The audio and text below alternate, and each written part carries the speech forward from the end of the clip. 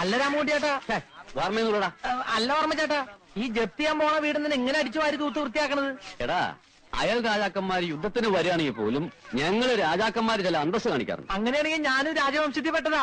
അതെങ്ങനെ? എന്റെ അമ്മ കൊട്ടാരത്തിലെ അടിച്ചേലിക്കാരിയായിരുന്നു. കണ്ട മൊശകോടന്മാരോട് പറഞ്ഞിട്ട് എന്താ കാര്യം? ആട്ടെ, നീ എന്തിനാ ഇവിടെ ഇങ്ങനെ ചുറ്റിപ്പറ്റി നടക്കണത്? ഞാൻ ഈ വീട്ടിൽ നിന്ന് അവസാനമായ ഒരു ചായ കുടിക്കാൻ വന്നതാ. ജപ്തി ചെയ്യാൻ പോവല്ലേ? അതാരാണോ ഈ നേരത്ത്? ആ പണിയിറങ്ങട്ടെ, പണിയിറങ്ങട്ടെ.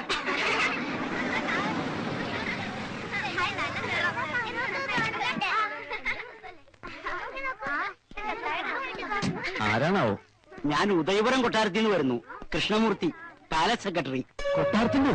അതെ, കത്തയച്ചിരുന്നല്ലോ. കിട്ടി. പക്ഷേ ഞാൻ കരുതിയത് കൊട്ടാരത്തിനാവുമ്പോ കുതിരപ്പുറത്ത് തലപ്പാവും വെച്ചായിരിക്കും വരികയെന്നായിരുന്നു. രാമവർമ്മ? ഞാൻ തന്നെയാ. ആ, എനിക്ക് മിസ്റ്റർ രാമവർമ്മയോട് മാത്രമായി ചിലത് സംസാരിക്കാനുണ്ട്. നമുക്ക് അകത്തേക്ക് ഇരിക്കുകയെങ്കിൽ ഇവിടെ തന്നെ നിൽക്കാം. അവിടെ നിറയെ ആൾക്കാരാ. വരൂ. നമുക്കെല്ലാം പോയില്ലേ? നമ്മളിനി എങ്ങോട്ട് പോകും മക്കളെ? അമ്മേ, കരയല്ലേ അമ്മേ? ചേച്ചി, ജപ്തി ചെയ്യണ ആള് വന്നു. രാമൻകുട്ടിക്കാരനെ ജപ്തി ചെയ്ത് മാവന്റെ ഓട്ടി നിർത്തിരിക്കുക. ഇനി നിങ്ങൾ ഓരോരുത്തരായിട്ട് ജപ്തി ചെയ്യും. കരയാതെ. ഞാൻ പറഞ്ഞത് മനസ്സിലായല്ലോ അല്ലേ? സത്യം പറഞ്ഞാ ഇല്ല, ഒന്നും എനിക്കങ്ങോട്ട് തലേ കയറുന്നില്ല. അപ്പൊ ഇനി എല്ലാം മഹാരാജോ തിരുമനസ് നേരിട്ട് വിശദമായി സംസാരിച്ചോളും. എന്നാ എല്ലാം പറഞ്ഞ പോലെ.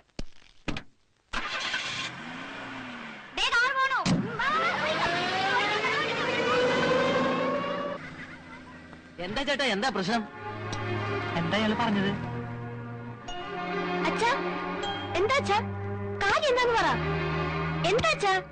അച്ഛാ, ബഹുത്തച്ഛ, വളരെ നല്ല കാര്യമാണെന്ന്. എന്ത് കാര്യം? നമ്മുടെ സമയം തെളിഞ്ഞുവാ തോന്നണ മോളെ. അല്ലെങ്കിൽ ഉദയപുരം കൊട്ടാരത്തിലെ വലിയമ്പുരാൻ ഉദയവർമ്മ തിരുമനസിന് അച്ഛനെ നേരിട്ട് കാണണമെന്ന് തോന്നുവോ?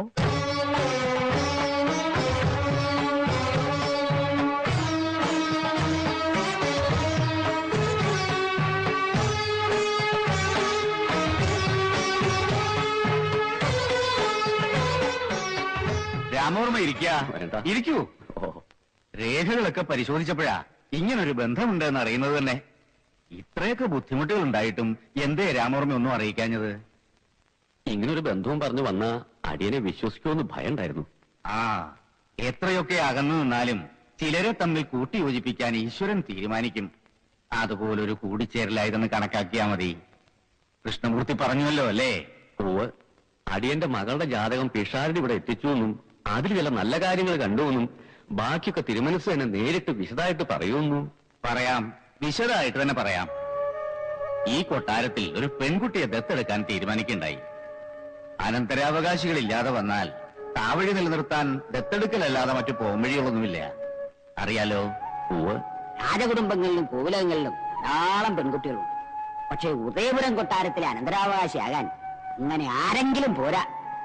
വംശത്തിന്റെ ദീപശിഖ കയ്യിലേന്തി അത് തലമുറകളിലേക്ക് പകർന്നു കൊടുക്കാൻ സർവദാ അർഹമായ കൈകൾ തന്നെ വേണം.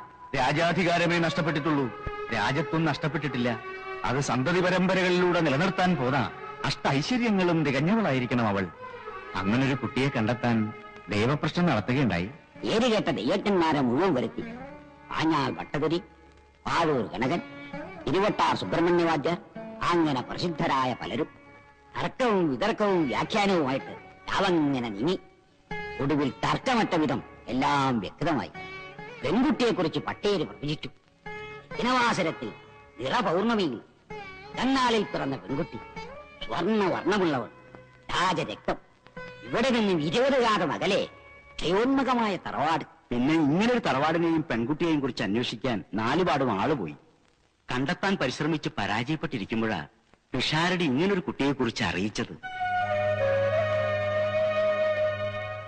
ഇനിയും മനസ്സിലായില്ലെന്നുണ്ടോ? ഈ സ്വരൂപത്തിന്റെ സുഹൃതമായി അനന്തരാവകാശിയായി ഈശ്വരൻ നിശ്ചയിച്ചിരിക്കുന്നത് രാമവർമ്മയുടെ മകൾ മായയാണ്.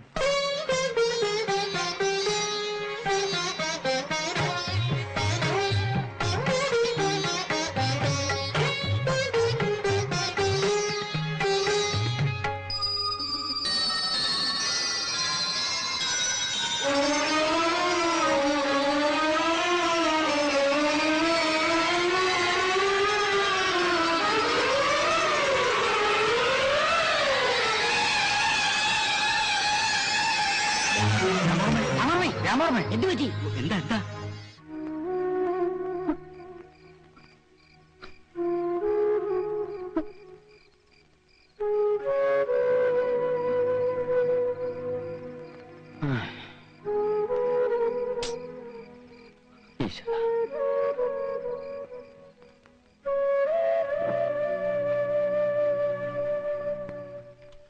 ഒരു കുഴപ്പമില്ലാതെ ഇവിടെ നിന്ന് ഇറങ്ങിപ്പോയ മനുഷ്യനാ.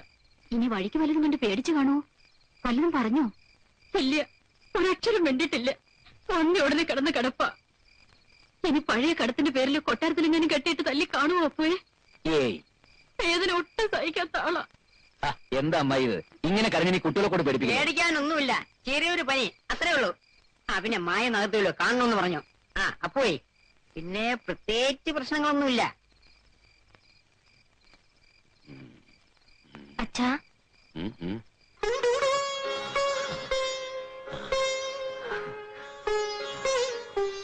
മോളെ, അച്ഛന്റെ പൊന്നുമോളെ, അച്ഛന്റെ മഹാഭാഗ്യ മോളെ, നീ മഹാഭാഗ്യ. എന്റെ ശ്രീപത്നാഭ ഭഗവാനെ. ഒന്നുമില്ല മോള് വിഷമിക്കാതെ, അച്ഛനൊന്നുമില്ല. ഇനി പ്രാന്തിന്റെ വല്ല തുടക്കവും. ഞാനൊരു മരുന്ന് തരാം, അതങ്ങ് അകത്ത് ചെന്നാൽ ഇതൊക്കെ പിടിച്ചിരുത്തി നടക്കും. വരിക വരിക. മോള് പോയി കിടന്നോ, നാളെ വെളുപ്പിന് എണീക്കണം. എന്താ? കൊട്ടാരത്തിൽ പോണ്ടേ? കൊട്ടാരത്തിലോ? ആ. എന്തിന്? അത് എന്താ അച്ഛാ? ഒന്നുമില്ല. ഓ, ആ കൊട്ടാരവും രാജാവിനെയും വെല്ലിയമ്പ്രാട്ടിക്കൊന്ന് കാണുന്നത് തന്നെ. അയ്യോ, എനിക്ക് കാണണ്ട. എന്ത്? അച്ഛൻ കണ്ടിട്ട് വന്നിട്ടല്ലേ ഈ കിടപ്പ് കിടക്കണത്? ഇത് അതൊന്നുമല്ല. മോൾക്ക് കാണുക പറ, അച്ഛൻ കൊണ്ടുപോവാ.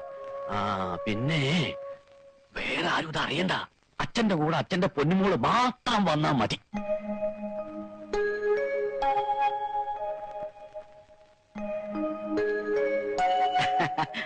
വരൂ വരൂ, ഇവിടെ വിശ്രമിക്കാം.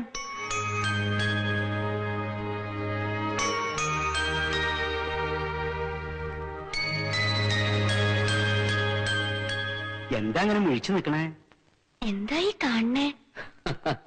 ആദ്യം വന്നപ്പോ ഞാനിങ്ങനെ നിന്നുപോയി.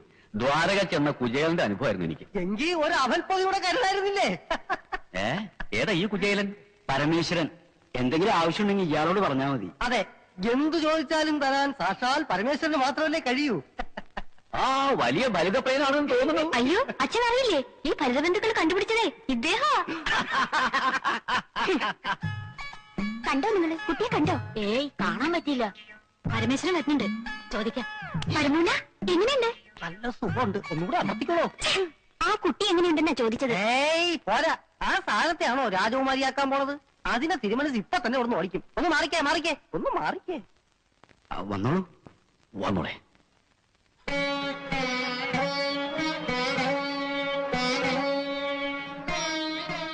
മായമോളി ഇങ്ങോട്ട് വരൂ. ഹായ്, എന്റെ പേരറിയോ? മഹാരാജാവിന് അറിയാത്തതായിട്ട് എന്തെങ്കിലും ഉണ്ടോ മോളെ? മോള് ചെല്ല്.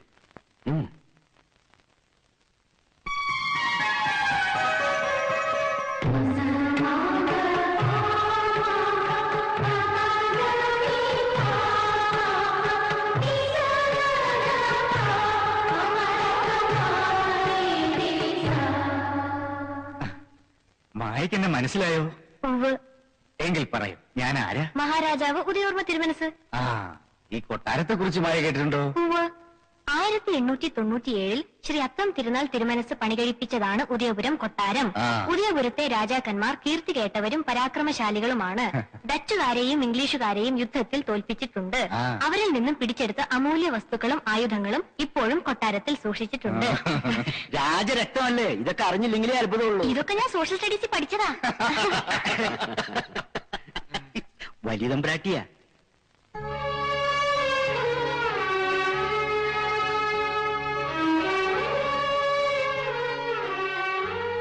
മായയ്ക്ക് ഞങ്ങളെയൊക്കെ ഇഷ്ടമായോ?